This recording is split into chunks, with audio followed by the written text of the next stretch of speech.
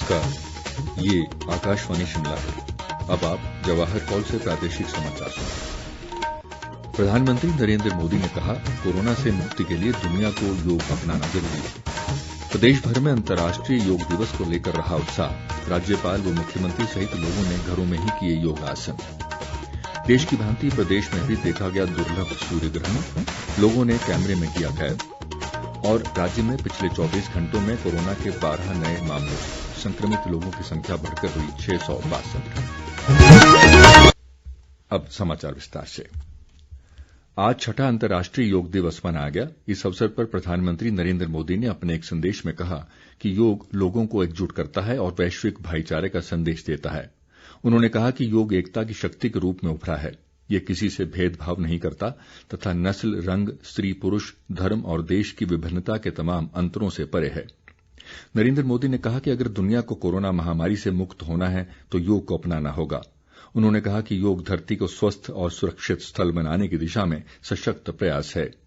प्रधानमंत्री ने कहा कि कोरोना पैंडेमिक के कारण आज दुनिया योग की जरूरत को पहले से भी अधिक गंभीरता से महसूस कर रही है। उन्होंने कहा कि कोरोना वायरस हमारी श्वास प्रणाली को संक्रमित करता है। प्रधानमंत्री ने लोगों से योग को एक दैनिक गतिविधि के रूप में अपनाने की अपील की है।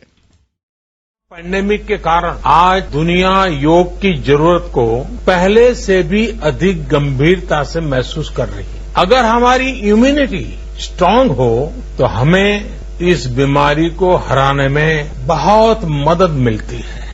कोविड-19 वायरस खासतौर पर हमारे श्वसन तंत्र यानी कि रेस्पिरेटरी सिस्टम पर अटैक करता है। हमारे रेस्पिरेटरी सिस्टम को स्ट्रांग करने में जिससे सबसे ज्यादा मदद मिलती है वो है प्राणायाम। सामान्य तौर पर अनुलोम विलोम प्राणायाम एक प्रकार से पॉपुलर भी है, ये प्रभावी भी है। योग की ये सभी विधाएं हमारे रेस्पिरेटरी सिस्टम और इम्यून सिस्टम दोनों को मजबूत करने में बहुत मदद करती है। Yoga enhance our quest for a healthier planet.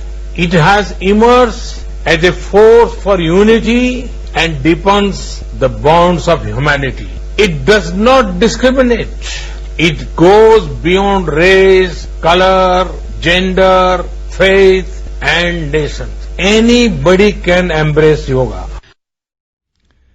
इधर हिमाचल प्रदेश में भी अंतर्राष्ट्रीय योग दिवस की धूम रही और लोगों ने घरों में योगासन और प्राणायाम किए। राज्यपाल बंडारू दत्तात्रेय ने राजभवन में योग क्रियाएं की। उन्होंने कोरोना संक्रमण को फैलने से रोकने के लिए योग को जरूरी बताया। मुख्यमंत्री जयराम ठाकुर ने अपने सरकारी आवास ओक ओवर में अपने परिजनों के साथ योगाभ्यास किया। उन्होंने प्रदेशवासियों को योग दिवस की बधाई देते हुए कहा कि योग हमारी संस्कृति का भिन्न अंग रहा है और ऋषि मुनियों ने पूरे विश्व को योग सिखाया। मुख्यमंत्री ने कहा कि प्रधानमंत्री नरेंद्र मोदी के प्रयासों से पूरा विश्व योग को अपना रहा है। उन्होंने लोगों से योग को अपनी दिनचर्या का हिस्सा बनाने का आग्रह किया।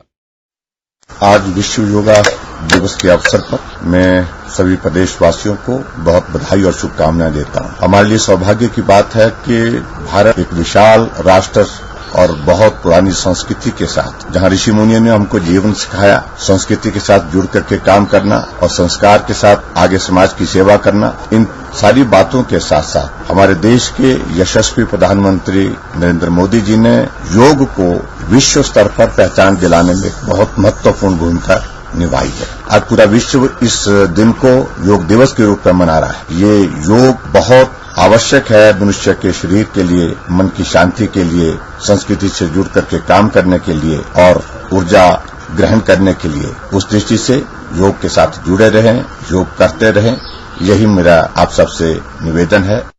देश ने आज अद्भुत खगोलीय घटना सूर्य ग्रहण का दृश्य देखा। इस दौरान सूर्य दहकती आग के गोल छल्ले की तरह दिखाई दिया। सूर्य ग्रहण ऐसे समय में हुआ जब आज इस वर्ष का सबसे लंबा दिन है।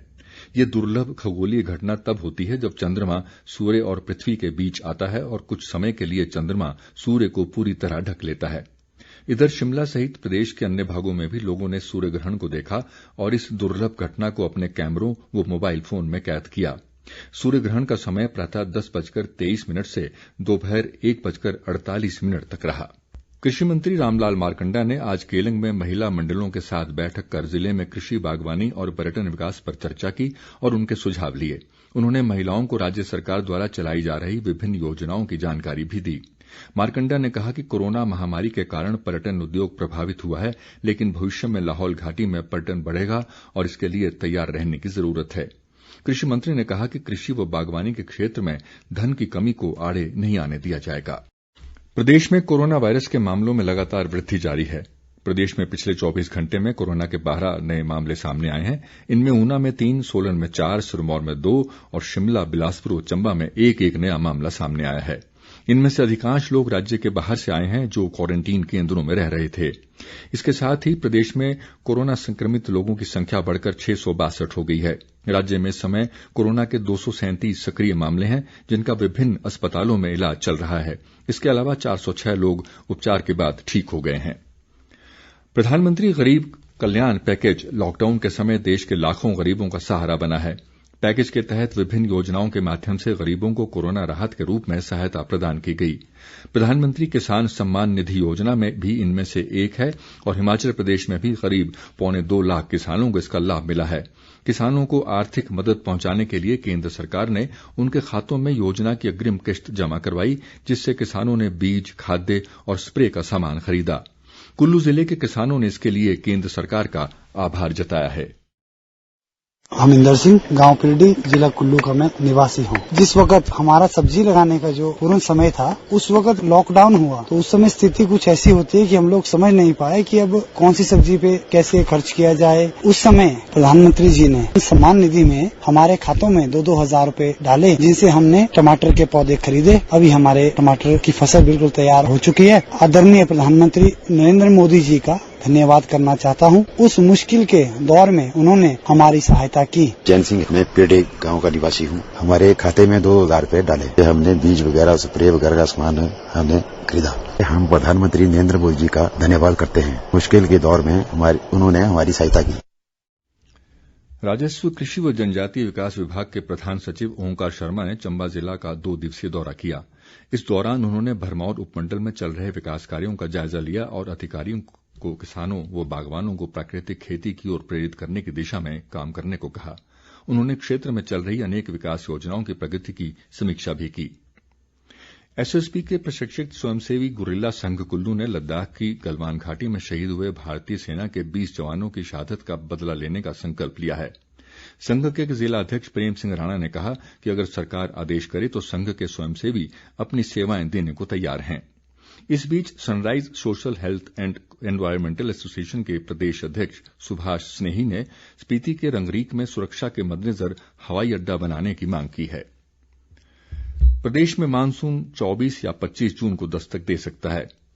मौसम विभाग ने 23 से 25 जून तक राज्य के निचले और मध्यम ऊंचाई वाले क्षेत्रों के कुछ स्थानों पर गरज और आंधी तूफान के बीच भारी वर्षा व ओलावृष्टि की चेतावनी जारी की है। विभाग ने किन्नौर और लाहौल स्पीति जिलों को छोड़कर अन्य भागों के लिए येलो अलर्ट जारी किया है। मौसम विभाग ने अगले 3-4 दिन राज्य में गरज के साथ वर्षा की संभावना जताई है। अंत में इस बुलेटिन के मुख्य समाचार एक बार फिर। प्रधानमंत्री नरेंद्र मोदी ने कहा, कोरोना से मुक्ति के लिए दुनिया को योग अपनाना जरूरी है। प्रदेश भर में अंतर्राष्ट्रीय योग दिवस को लेकर रहा उत्साह। राज्यपाल व मुख्यमंत्री सहित लोगों ने घरों में ही किया योगासन। देश के भांति प्रदेश में भी देखा गया दुर्लभ सूर्य ग्रहण, लोगों ने कैमरे में किया कैद। और राज्य में पिछले 24 घंटों में कोरोना के 12 नए मामले, संक्रमित लोगों की संख्या बढ़कर हुई 662। इसी के साथ ये समाचार बुलेटिन समाप्त हुआ। हमारा अगला बुलेटिन आप सुन सकते हैं सुबह 9:20 पर। नमस्कार।